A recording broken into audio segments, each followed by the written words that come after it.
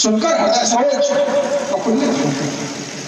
वास्तव में आगत का स्वागत करना अगर किसी को सीखना हो तो इस मिथिला ज्ञान नगरी में आना सीखें। या यूं कह दिया जाए आगत का स्वागत स्वयं विदेश से किया जाए कि कोई अतिशयोग विराज तुम्हारे अंदर भक्ति का हो ध्यान धारणा में सुदक्ष, शिक्षा है दावे देव यक्ष और रिद्धि सिद्ध सम्मुख प्रत्यक्ष, बस ब्रह्म ज्ञान रहे विराज तुम्हारी मिथिला में शिव शक्ति की कृपा अपार है। विराज तुम्हारे अंदर भक्ति का फल है। देख रहा हूं देश देशांतर के नेपालों भूपालों परिवारों का आगमन। निश्चित रूप से ये सभी आपके प्रण को सुनकर के ही यहाँ पर एकत्रित हुए और मैं भी आपके प्रण के विषय में जान करके ही यहाँ पर आया हूं। तो आपका और अपना दोनों के कर्तव्य का पता लगाने का प्रयास इस मिथिला ज्ञान नगरी में राज्य के निकाल भाव देखिए मैं बढ़ रहा हूं बुद्ध भगवान भोलेनाथ की पावन दर्शन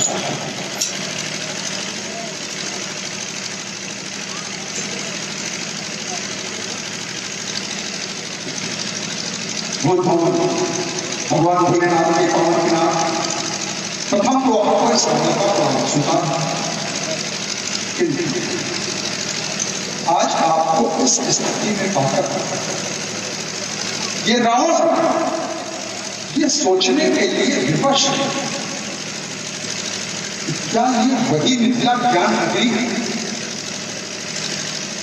जिसके विषय में सुना करता था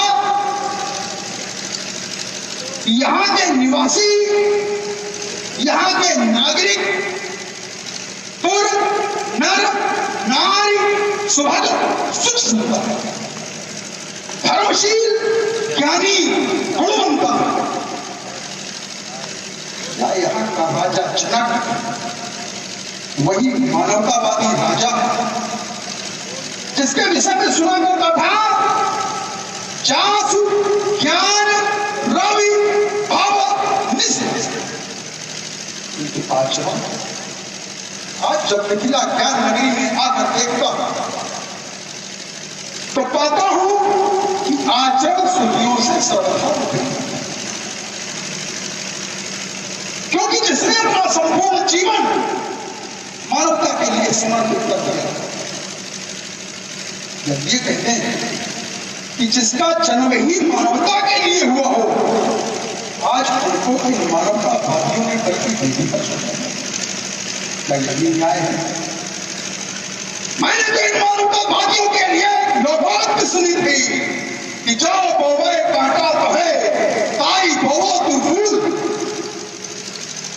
और आचरण जितनी भी जन श्रुतियां मिथिला के लिए सुनी गई थी मिथिला आने पर गोचर होता है तो वो श्रुतियां आचरण में संभावित करती है।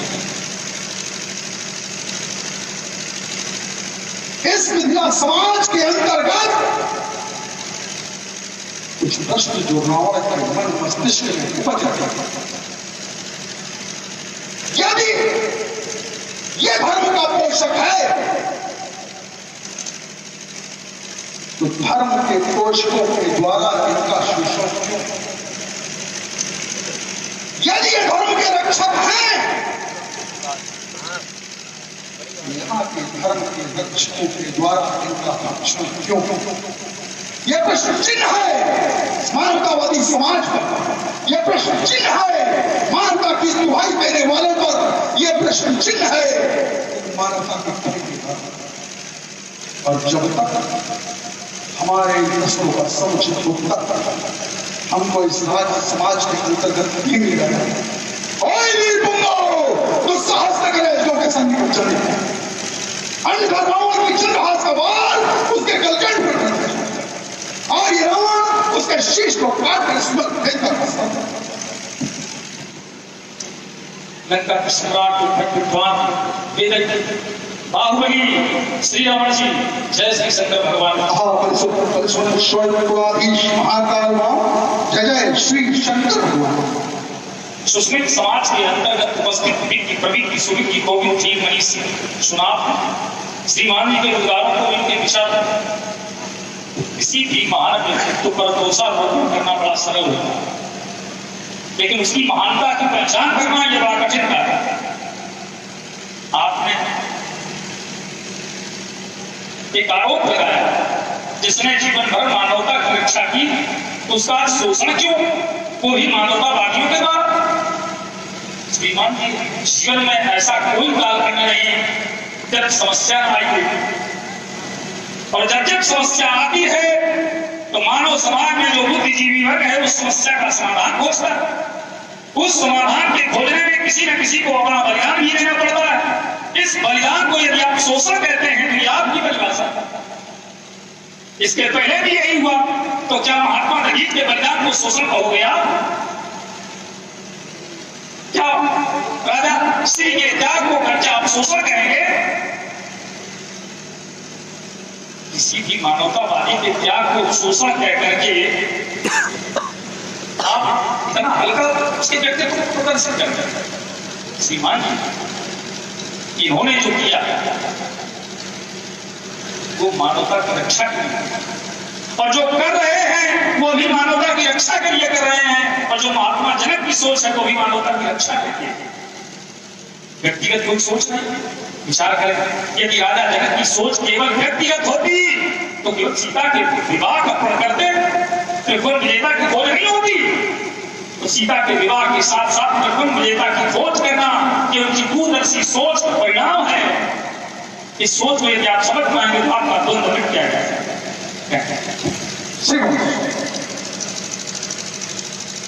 आपका ये कथन इनके द्वारा परोपकार का कार्य हो रहा है, राजा जनक के द्वारा धर्म का कार्य हो रहा है, इनका शोषण नहीं हुआ। और इनकी तुलना आपने की ऋषि दधीच से। ऋषि दधीच ने भी परोपकार किया, उनका शोषण नहीं हुआ। निश्चित रूप से आप इनकी तुलना ऋषि दधीच से अनुचित कर यहां इस काल में। क्यों? ऋषि दधीच से जिस समय अस्थियां मांगी गई उसमें ऋषि दधीच की स्वीकृति देवताओं ने ली। क्या यहां राजा जनक ने इनसे स्वीकृति ली? अथवा राजा जनक ने जिनके पास इनका स्वामित्व था, भगवान शंकर ने गौहर के रूप में देवराज, क्या उनसे अनुमति ली? और यदि उनसे अनुमति नहीं ली गई और इनसे भी अनुमति नहीं ली गई, इसको शोषण नहीं होगा।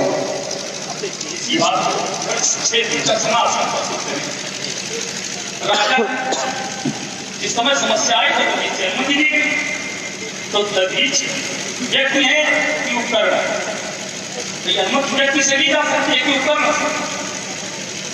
सोचने का विषय। ये उपकरण है वो व्यक्ति, इसलिए दिया गया है। रही बात जिस समय दधीच ने दिव्यास्त्र का तेजपान किया, क्या किसी से अनुमति ली? किसी से मंत्रणा की कि विश्व की धरोहर को आप तेजहीन कर रहे हैं, आवश्यकता पड़ने पर जब इनकी आवश्यकता होगी तब क्या होगा? विचार करने की बात है। जब महात्मा दधीच किसी से सम्मति नहीं ले सकते, किसी से विचार करने की आवश्यकता नहीं समझते, तो वही स्थिति राजा जनक की। तो वहां आपको कोई आरोप नहीं है, आपकी बात छोड़ो, किसी बुद्धिजीवी वर्ग ने आरोप नहीं लगाया। और वहां की समस्या से यहाँ की समस्या तो बहुत बड़ा अंतर है। ये बहुत न्यून है, वो बहुत बड़ी समस्या है। महात्मा दधीच ने जितने भी दिव्यास्त्र थे सबका तेजपान किया, अर्थात पूरा भंडार ही मिटा दिया। और ये तो केवल एकमात्र, तो एकमात्र के मिटाने से आपको इतना कष्ट है, इतना बड़ा विरोध है। जब बहुत मिटाए गए इस पर कोई आपकी सोच नहीं आई, आपका कोई विरोध नहीं आया, आपका कोई प्रत्युत्तर नहीं आया। इसका एकमात्र कारण ये हमारी सोच है, ये हमारा विचार। महात्मा सक्षम होता है आवश्यकता के अनुसार निर्णय लेने के लिए, स्वतंत्र है। इसी तरह से राजा आवश्यकता पड़ने पर स्वतंत्र है निर्णय लेने के लिए, क्योंकि सर्वदेव मयो राजा में सही वीरता निवास करते हैं। इसलिए समाज के हित के लिए, समाज के कल्याण के लिए, राष्ट्र के विकास के लिए आवश्यकता पड़े, बात समझ में ना आए तो मंत्रियों की मंत्रणा कर सकता है, लेकिन यदि आवश्यकता न समझे तो मंत्रणा की कोई आवश्यकता नहीं। तो जैसे महात्मा दधीच ने किसी से अनुमति लेने की आवश्यकता नहीं समझी, बुद्धिजीवियों के बीच में विचार करने की आवश्यकता नहीं समझी, वही स्थिति राजा जनक की है। राजा जनक ने इनकी आवश्यकता नहीं समझा कि किसी से अनुमति लें, क्योंकि उनका जो कार्य है वो बहुत दूरदर्शी है, समाज के हित के लिए है, समाज के पोषण के लिए, समाज के कल्याण के लिए है। ऐसी स्थिति में वो विचार करने के लिए आवश्यक नहीं। श्रीमान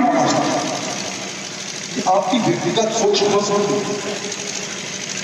राजा निर्णय लेने के लिए किसी पर आश्रित, यदि ऐसा हो तो ऋषि मंडली का और मंत्रि परिषद का गठन राजा के आने में उनका गठन है। इससे स्वयं भी सिद्ध है कि उसको मंत्रि परिषद में विचार करना आवश्यक है, कम से कम अगर विषय राष्ट्रीय होगा तब। उदाहरण आपने दिया ऋषि दधीच का, कह रहे हो ऋषि दधीच ने आप अनेक रखे गए और उन्होंने किसी से मंत्रणा नहीं की। निश्चित रूप से उन्होंने किसी से मंत्रणा नहीं की। क्यों? जब विचार करते हैं वृत्तासुर का आयतन विश्व में व्याप्त है। देवगुरु बृहस्पति इंद्र सभा में जाते हैं, इंद्र राज और रंग व्यस्त, देवगुरु बृहस्पति का अपमान करते हैं। अपमान अर्थात उनका सम्मान नहीं, उनको अनदेखा करते हैं। देवगुरु बृहस्पति रुष्ट होकर उस समाज से चले जाते हैं। और जब इंद्र को इसका आभास होता है गुरु से रुष्ट होकर के चला जाता है। इंद्र समस्त देवताओं के साथ अपने गुरु को ढूंढने के लिए निकलते हैं, देवगुरु बृहस्पति को कहीं दृष्टिगोचर नहीं होता। उस स्थिति में दैत्य आक्रमण करते हैं देवलोक पर। गुरु अच्छा कुशल नीतिकार होता है। गुरु की अनुपस्थिति में देवताओं को स्वर्ग छोड़कर भागना। देवताओं के पास जो भी दिव्यास्त्र थे वो उन दिव्यास्त्रों को ऋषि दधीच के आश्रम, ऋषि दधीच के संरक्षण में रखे और स्वयं इधर हो। ऋषि दधीच भगवान शिव की तपस्या में निमग्न रहने वाले व्यक्ति, उनको अस्त्रों और शस्त्रों से क्या करना? वो उनको सुरक्षा प्रदान करने के लिए उनके तेज का पान करने और तपस्या में निमग्न हो जाते हैं। अब देखिए आपने कहा जिस प्रकार ऋषि दधीच ने किया उसी प्रकार राजा जनक, इसको जोड़ रहा है। ऋषि दधीच से जब अस्त्र और शस्त्र मांगे गए तो उन्होंने तेज पान की हुई अपनी अस्थियां मांगने पर देवताओं को दी और उससे वज्र करने पड़ा हुआ, उस वज्र से वृत्तासुर का हुआ।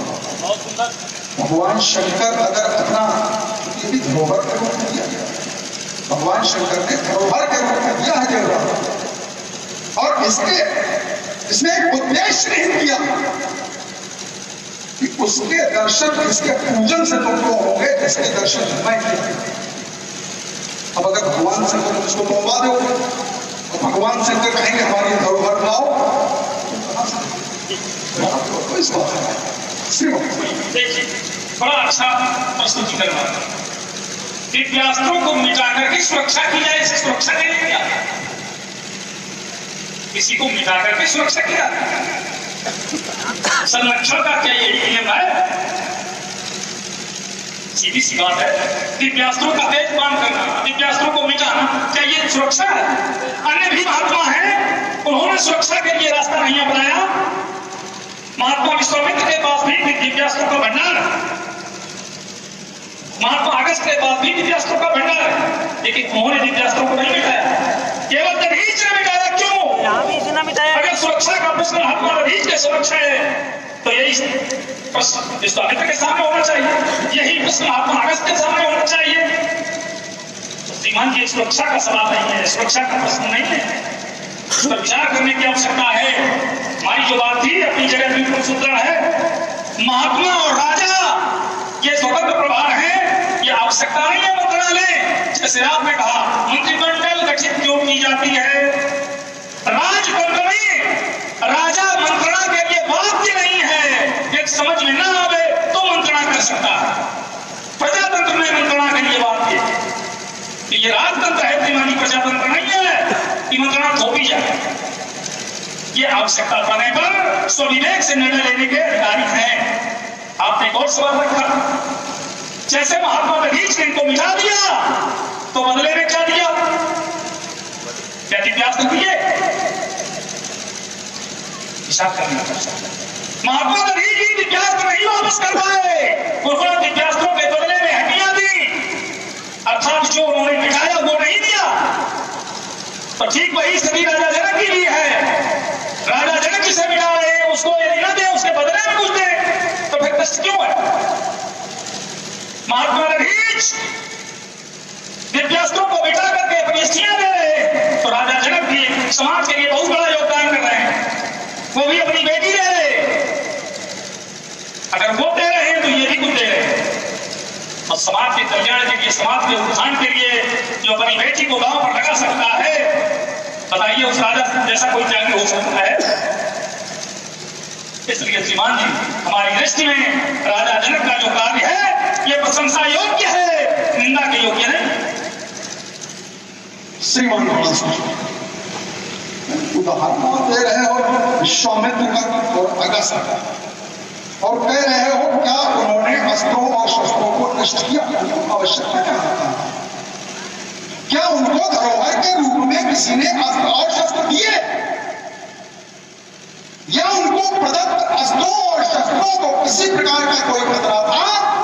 जिस प्रकार से ऋषि दधीच के आप प्रदत्त किए गए अस्त्रों और शस्त्रों को, इस प्रकार की कोई घटना अगर आपके संज्ञान में हो तो इस प्रकार की कोई घटना नहीं।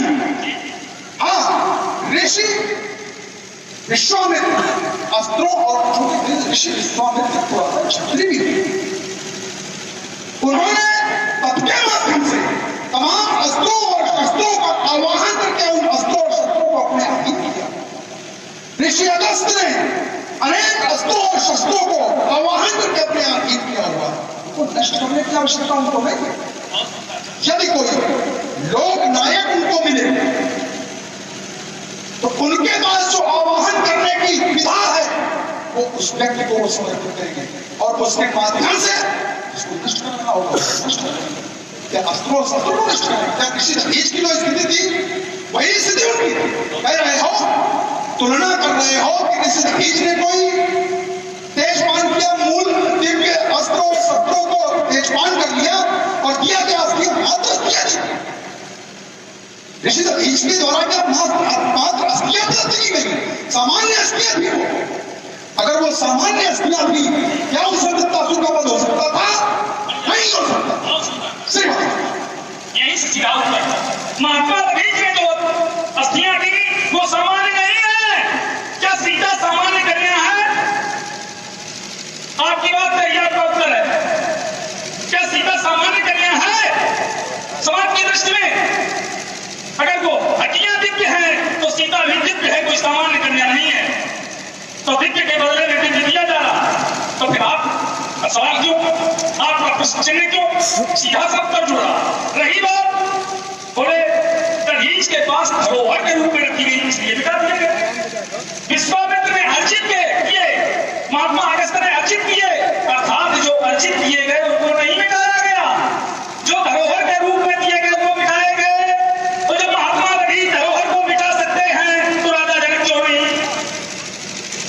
जब मिटाने की बात आ रही है तो धरोहर पर धरोहर ही मिटाई जा रही है, तो महात्मा दधीच ने धरोहर को मिटाया। एक नहीं अनेक महात्मा जनक को एक मिटा रहे, फिर अल्लाह उल्लाह क्यों? श्रीमान जी, सवाल के घेरे में आप स्वयं है, महात्मा जनक नहीं। श्रीमान क्या धरोहर सीता है? क्या धरोहर सीता है? सीता के तुलना तुम कर रहे हो दिव्यास्त्रों से। क्या धरोहर सीता? सीता ने एक समय लेते तुम्हारे बीच में तुलना तुम्हारे द्वारा की जा रही है। कह रहे हो कि वो धरोहर है उनको मिटाया जा रहा है। यहाँ सीता क्या है? सीता को किया जा रहा है। सीता की तुलना उनसे हो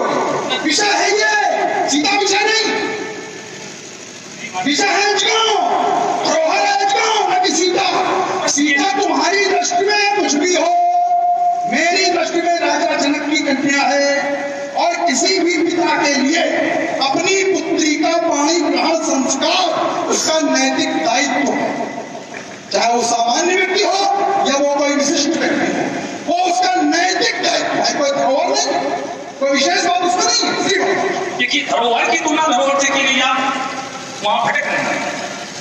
महात्मा दधीच के बाद दिव्यास्त्र थे, राजा जनक के पास ये आयु है धरोहर की। सीता धरोहर नहीं कहा, सीता को क्या माना? तुमने कहा कि दधीच ने बदले में हड्डियां दी, हड्डियां सामान्य नहीं है, तो क्या हड्डियां धरोहर है? प्रश्न वहीं पर है। हड्डियों के बदले में सीता, जैसे हड्डियां सामान्य नहीं, ऐसे ही राजा जनक की कन्या सीता सामान्य नहीं। हमारी बात बिल्कुल कांटे की है। जैसे महात्मा दधीच की हड्डियां सामान्य नहीं है, ठीक उसी तरह से सीता भी सामान्य कन्या नहीं है। तो जैसे राजा महात्मा दधीच की हड्डियां धरोहर नहीं है, ऐसे सीता धरोहर है जो, और धरोहर है वो दिव्यास्त्र जो दधीच के द्वारा मिटाई गई। तो वहां भी धरोहर मिटाई गई, यहाँ भी धरोहर मिटाई जा रही है। तो कष्ट किस बात? एक सुनो, धरोहर मिटाई गई या क्या क्या? देखो तुम्हारी बात तो मेरे बात काटने की है, बात तुम्हारी, तुम्हें तुलना की है सीता से, हमने नहीं, तो सीता कुछ मान ही नहीं, क्योंकि हमारा विषय तो नहीं जोड़िए। धरोहर मिटाई गई या क्या गया? दिव्य अस्थियां दी गई। विषय ये था, दधीच ने जब दिव्यास्त्रों का तेजपान किया तो दिव्य अस्थियां दी। राजा जनक ने इसको तोड़वा देंगे तो देंगे। तुम्हारा कथन था सीता ने, ये तुम्हारा कथन था, मेरा नहीं। अब चिंता नहीं आपको इसी भी कौन दिव्य अस्थियां दी जा रही। आपकी दृष्टि में सीता सामान्य हो सकती है, समाज की दृष्टि में जैसे यदि हम किसी को सामान्य कहते हैं तो सामान्य हो जाएगी।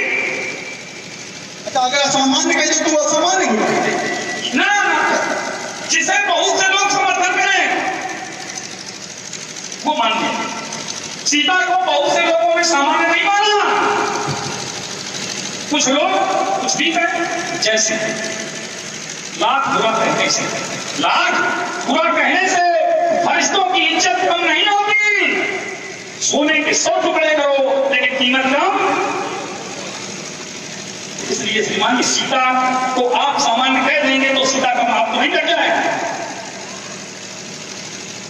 श्रीमान कि आप हमारे पास हमारे कई प्रेक्षकों के लोडेड पुरस्कार आए हुए हैं। रावण बाणासुर को अन्य मंचों पर कोई अधिक पुरस्कार नहीं मिलता, पता नहीं क्यों, टाइम भी लोग नहीं देना चाहते, कहते हैं बस उसको विषय को बंद कीजिए। शायद इसलिए भी है ये आचार्य रामचंद्र शुक्ल ने हिंदी के इतिहास में, हिंदी साहित्य के इतिहास में जगह पे लिखा है विद्वत्ता की परिभाषा, बहुत से विषयों या बहुत से विचारों की जानकारी का नाम विद्वत्ता है। बहुत विचार संग्रहित हो गए अपने पास तो आप विद्वान हो गए, लेकिन ये जो संवाद है ये बड़ा कठिन है। संवाद विद्वत्ता की कसौटी है। हमें आपकी सही बात को भी काट देना है। कभी कभी ऐसी स्थिति पैदा होती है कि हम आपकी सही बात को भी नहीं मान रहे हैं। ऐसी स्थिति में संवाद का परिपोषण जो है, संवाद करना, ये तो बड़ा कठिन है। हमें तो बड़ा क्रोध आ जाता है कि व्यक्ति हमारी बात नहीं मान रहा है, और बीच में तो बात एक दूसरे की काटना, अपनी बात जमाना, यही उद्देश्य रहता है। आइए, हमारे प्रेक्षकों ने आपको पुरस्कार दिए हैं 20 रुपया आदर्श रामलीला समिति पचोर, और इस पचोर के वरिष्ठ सदस्य राजन जी, उन्होंने दोनों पक्षों में 20-20 मुद्राएं प्रदान की हैं। पचोर जिला के नौजवानों की तरफ कोई बता रहे हैं। हमारे बैंक ऑफ बड़ौदा से संबंधित श्री आकाश जी अग्निहोत्री ने दोनों पक्षों में 20-20 मुद्राएं प्रदान की हैं। इसी प्रकार से एक मंडलाधीश से विख्यात मंडलाधीश निवासी दिव्यापुर पंडित देवी शंकर जी रामलीला जगत से जो भी आदमी जुड़ा हुआ है, इनके नाम को उनके नाम से परिचित है, प्रभावित है। इन्होंने दोनों पक्षों में 50-50 मुद्राएं प्रदान की है। हमारे ग्राम प्रधान श्री कमल राय जी पिछले 12 के 20 मुद्राएं प्रदान की है। इस प्रकार से पुरस्कार दाताओं की प्रति मेरी बहुत श्रद्धा है और उनके प्रति में सम्मान की भावना ज्ञापित करता है। आइए शिव भक्ति श्री शंभु के अपमान की यह नीति क्यों अपनाई है? जब निज इच्छा का वरदान है, ये अम्ब का वरदान है, तो जाप का खंडन कराना शंभु का अपमान। जाने जग ने कौन सी खूबी तुम्हें पिलाई है, श्री शंभु के अपमान की यह रीत क्यों? तो पोषक महोदय, आपने बड़ी अच्छी बात कही थी, केवल उसके मुंह में 2 बातें कहेंगे और आगे मार्ग करते हैं। जब परिस्थितियां विषम हो, उस समय क्रोध पर नियंत्रण, यही संयम का परिचय है। इसलिए श्रीमान जी, आपने प्रश्न खड़ा किया है, आपने शंभु के अपमान की नीति क्यों अपनाई है?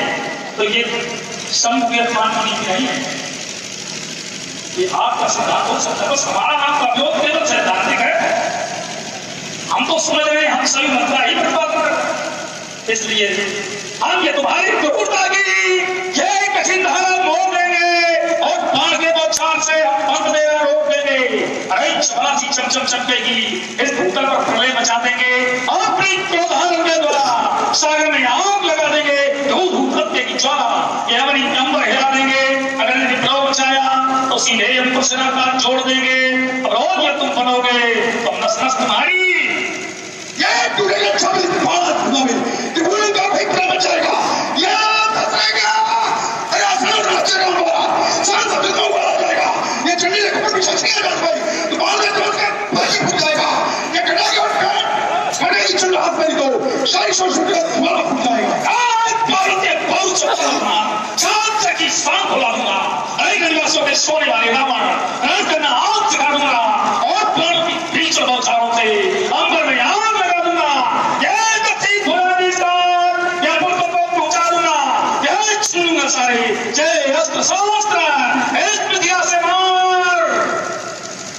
करूंगा तेरे मस्तक पर प्रकाश कराए, अरे हल्का बड़ा प्याला करूंगा पैक बन करवाए, ये तो चल भाई में प्रदर्शन करेंगे हिमालय हो, अरे शाही करो जो कहते हैं मैं बदलने की शक्ति लौट पाए, बड़ा दुहान बहुत तलवार करूंगा चंद्र करवाए, विश्व गिराएगा न पाएगा ठिकाना कहीं, यह छिल टूटेगा सुबह टूट जाएगा जैसे कि प्रचंड यह थप्पा भाग देगी जब तुरंत बैकुंठ बूंद पी जाएगा। केवल गोविंद सागर करता हूँ ख्याल वरना राक्षस से लड़ना होगा, यह सौभाग्य रूठ जाएगा, यह सम्मुख लड़ेगा बैकुंठ सीना तान तो सारी सौर शक्ति का यह दीवाना फूट जाएगा। करूंगा न तेरे मस्तक पर काल करवाए, अला हल्का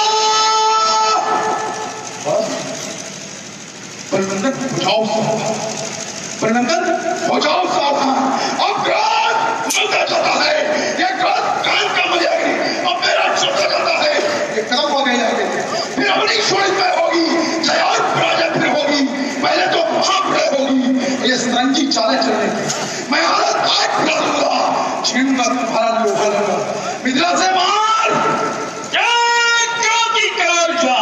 और सम्मुख स्वर्गों के स्वर्ग की सरिता बहाऊंगा, ये काट के और खाघाधिक बनाऊंगा, रुंडों के घेर आज लगा के दिखाऊंगा, अपनी कथाओं को प्रकट करके मैं योगी पिपासी को रक्त में पिलाऊंगा। ऐसी ना करो तो समाज को शंकर की ये आज तक त्याग नहीं भाव नहीं बचाऊंगा। हाँ जी, जय जय आकाश शक्ति धोत्री वैसा पड़ोगा। पुनः तीसरी बार दोनों पक्षों में 20-20 मुद्राएं बनाना सुस्ती और इसके तोड़ने का प्रतिबंध होने लगा है। हमारा कथन है होना है संबंध, तो आप हटा दीजिए प्रतिबंध। अब अगर तुम्हें शक्ति प्रदर्शन करना है तो इस पर करो, अल्लाह बचाने से कोई ना हो तो शिरोमान हनुमान